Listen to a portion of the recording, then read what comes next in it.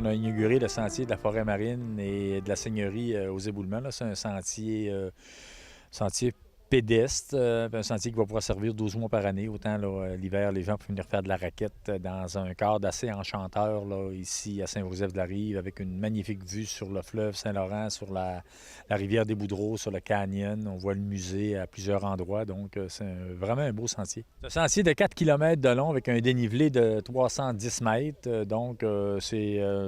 je dirais une clientèle intermédiaire. Là. Mais c'est très bien aménagé. Il n'y a pas de mauvais... Où c'était vraiment abrupt, on a construit des marches d'escalier. Donc, au milieu, il y a un abri pour pouvoir s'abriter, prendre un petit rafraîchissement là, au milieu du sentier. Le sentier, c'est des terres qui, à l'époque, avaient été coupées pour la construction de bateaux. Donc, il y a différentes espèces d'arbres. Puis on a une entente là-dessus avec l'Université Laval où on fait l'analyse. On va faire la plantation de nouveaux pins là, prochainement encore. Donc, il y a du pin, il y a du chêne, il y a du bouleau jaune. Il y a différentes espèces qui servaient à l'époque à construire les bateaux. C'est un projet qui était commencé quand même avant mon premier mandat. Avant mon mandat, c'est quand même la seigneurie qui avait déjà démarré la partie du sentier dans le domaine de la seigneurie. Alors, c'est M. Turcotte et M. Simard qui avaient déjà prévu faire un sentier le long de la rivière des Boudreaux. Et lorsque je suis arrivé à mon mandat, bien, le conseil municipal, on a décidé de unir vraiment le sentier de la forêt marine.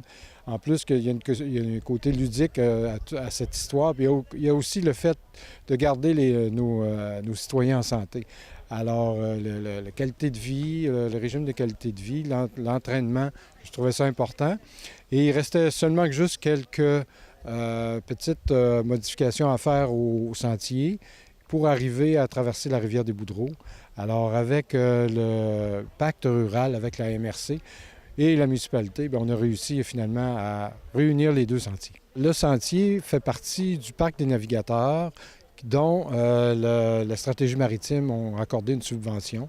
Alors, il y a déjà eu, comme on a expliqué ce matin, il y a environ 300 000 déjà qui ont été dépensés par les partenaires et par le musée maritime, par les municipalités, pour réaliser ce projet. Alors, c'est certain que c'est un projet global et on attend encore la finalité du parc des navigateurs qui aura lieu avec les années subséquentes. Bonjour à toutes et à tous. Ça me fait vraiment plaisir d'être parmi vous aujourd'hui pour l'inauguration du sentier. Bien sûr, je le suis en tant que députée de Charlevoix-Côte-de-Beaupré qui inclut l'île d'Orléans, mais également à titre d'adjointe parlementaire de la ministre du Tourisme. Et on sait très bien que ce projet-là n'aurait pu voir le jour de la sorte, du moins avec le parc des navigateurs, sans l'appui financier du gouvernement du Québec qui était d'un peu plus de 1 million de dollars qu'on a annoncé en avril dernier. Alors, vous savez, on a eu une très belle saison touristique cette année dans Charlevoix, mais partout ailleurs au Québec.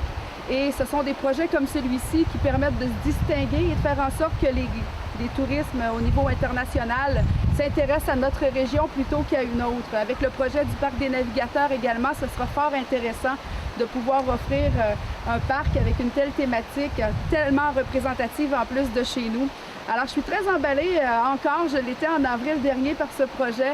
M. Desgagnés me disait tout à l'heure que je pourrais partir de chez nous et descendre directement ici à pied. Ça sera le cas parce que je crois que le sentier arrive vraiment tout près de mon entrée de cour et j'en suis ravie. Alors, j'espère que tous les citoyennes et citoyens de Charlevoix pourront profiter de ce sentier-là, du moins voir et explorer un secteur qu'on connaissait peut-être moins ou on n'osait pas s'aventurer pour certains.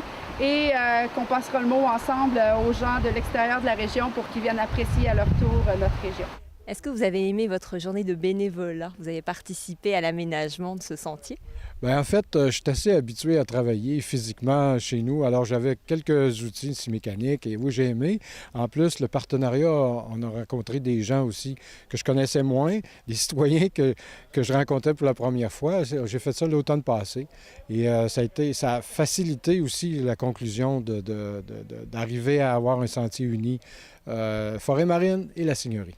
Moi, ce que je crois le plus, c'est d'essayer d'avoir un sentiment d'appartenance ici dans la municipalité, comme les autres municipalités.